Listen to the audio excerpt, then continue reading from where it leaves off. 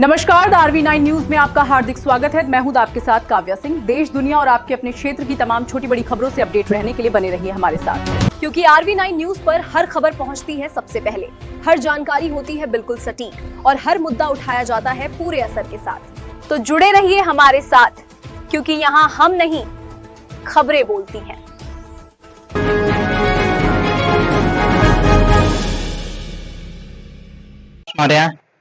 आज मैं उपस्थित हूँ कौड़ीराम में और माने जाने चेहरे हैं और हमारे यहाँ के जो बच्चे हैं कराटे ट्रेनिंग करते थे मलाव में, और ये लोग बच्चे जा रहे हैं नेशनल के लिए। मैं सर से दो शब्द बात करूंगा इसके विषय में। सर, आप थोड़ा सा बच्चों के लिए सहायता के लिए और क्या प्रोत्साहित करना है बच्चों को, सर तो दो शब्द बोले। ये बहुत ही हमारे लिए हर्ष का विषय है जी। अभी बीते दिनों आपसे मुलाकात हुई तो आपने जब इस बारे में बताया तो मुझे बहुत खुशी हुई। मैंने कहा मैं मलाव ही आऊंगा जी, और बच्चों के घर पे मिलूंगा, बच्चों के अभिभावकों से मिलूंगा कि क्या नाम है, ये एक अभाव वाले व्यवस्था में इतना प्रभावशाली ट्रेनिंग दिला करके नेशनल खेलने के लिए बच्चे हमारे जा रहे हैं। ये मतलब सीमित संसाधनों में अच्छा कार्य जब कोई करता है तो वाकई बधाई के पात्र होते हैं। अंशिका, ईशु, कंचन, सभी को मैं बधाई देता हूं जो नेशनल खेलने जा रहे हैं। ये चारों बच्चे जो है मलाव का ही नहीं, पूरे गोरखपुर के साथ साथ पूरे उत्तर प्रदेश का नाम रोशन करेंगे।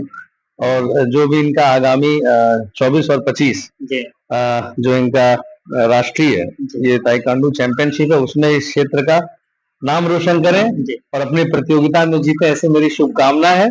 और आपको भी मौर्य जी बहुत शुभकामना कि आपने इनके इस स्किल को आपने पहचाना और यहीं पर इनको ट्रेनिंग दे करके इस कंपटीशन के लिए तैयार किया। तो आपको भी बधाई, बच्चों के साथ साथ ज्यादा बधाई आपको कि आपने जो है इनको ही तराशा, इनको कहीं जाना नहीं पड़ा, क्योंकि ग्रामीण और दूर सुदूर क्षेत्र के बच्चों के लिए ही प्रॉब्लम होती है कि शहर जाए फिर अपने अगले के ट्रेनिंग सेंटर में जाओ, वो मुश्किल होता है। तो ये आप ऐसे ही करते रहिए और हमारी तरफ से आपको जो है जो भी सहयोग, अपेक्षित सहयोग है, ये हमारा सौभाग्य है कि ये बच्चों के लिए जो है हम प्रेरणा के दो शब्द बोल रहे हैं, इनके उत्साह वर्धन के लिए बोल रहे हैं, ये नाम रोशन करेंगे। इनको बहुत बहुत शुभकामना। अंशिका, आशिका, कंचन, सब लोग जो है मेडल जीत करके लाना, ठीक है ना। बहुत बहुत शुभकामना।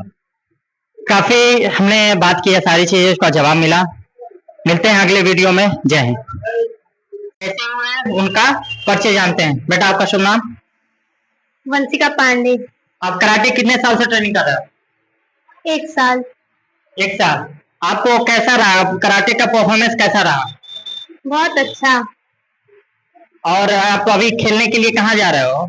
मैं खेलने के लिए Mysore national level. National level जा रहे हो। आपके कोच कौन है? आपकी ट्रेनिंग और कैपेसिटी क्या है?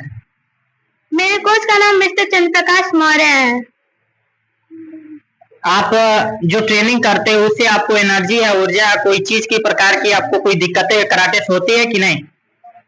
इससे बहुत लाभ है, क्योंकि इससे जब से मैं इसे कर रही हूँ तब से मेरी मेमोरी तेज हुई है। पढ़ाई पहले जो मैं याद करती थी मुझे याद नहीं होता था, लेकिन जब से मैं ये कर रही हूँ तब से मुझे हर चीज याद करने में आसानी है, पढ़ाई में भी मन लगता है। फिर उसके बाद हम यहाँ पे करते तो हम अपने माँ बाप का नाम भी रोशन कर पाते हैं। बंद करो। चाहता हूँ बेटा, आप कितने साल से ट्रेनिंग कर रहे हो और तुम्हारा परफॉर्मेंस क्या है, और कराटे के रिलेशन में क्या, कहाँ तक तुम पहुंच चुके हो? मेरा नाम अनुभव पांडे है। मैं करीब 1 साल से ट्रेनिंग कर रहा हूँ और कराटे से मेरी फिजिकल फिटनेस में ग्रोथ हुई, और साथ ही में मुझे खाने पीने में जो दिक्कत होती थी, खान पान लगता नहीं था, वो लग रहा है, और थकावट कम हो रही है, और साथ ही बॉडी पूरी तरह मेंटेन है, और मानसिक विकास भी काफी हद तक हुआ है। मार्शल आर्ट एक ऐसी कला है जिसे हर बच्चे को सीखना चाहिए।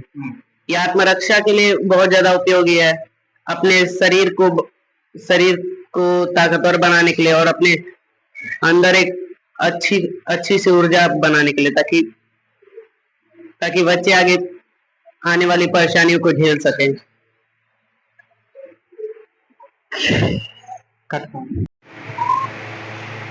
मैं इस वक्त मलाव में हूँ। जो बच्चे फाइट करने जा रहे हैं उनके गार्जियन भी हैं, और इनसे हम वार्तालाप करेंगे कि क्या आपको कैसा रहा कराटे का विषय और बच्चे की जानकारी में क्या है?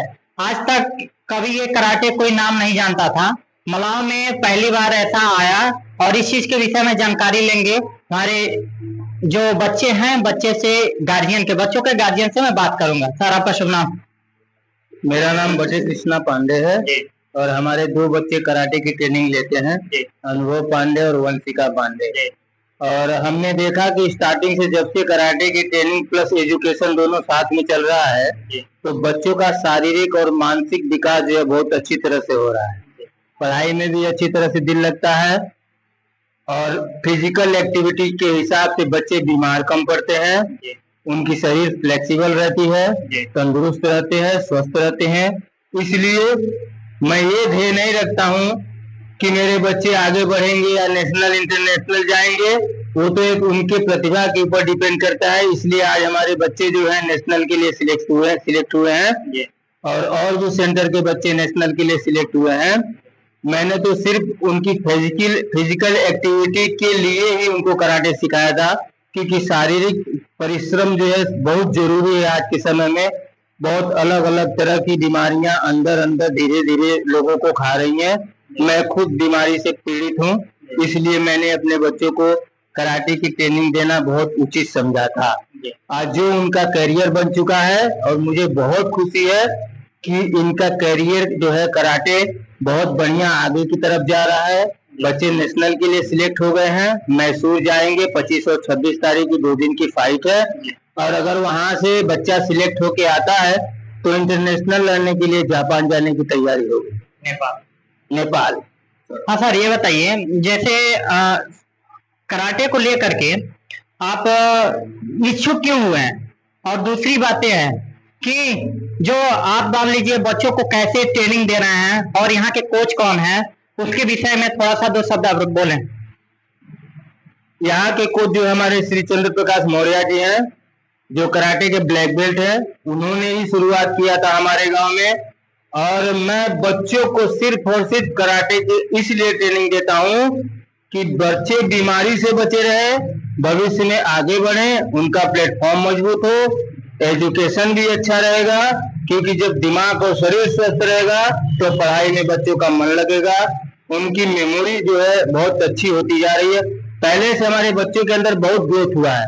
मैं गांव में या गांव के अगल बगल रहने वाले जो भी अभिभावक हैं, माता पिता हैं, उनसे ये अनुरोध करना चाहता हूं कि आज के समय में जो हमारा खान पान है वो सब केमिकल, खाद, ये सब चीजों पर निर्भर है, इसलिए शरीर जो है उसको झेल नहीं पाता है।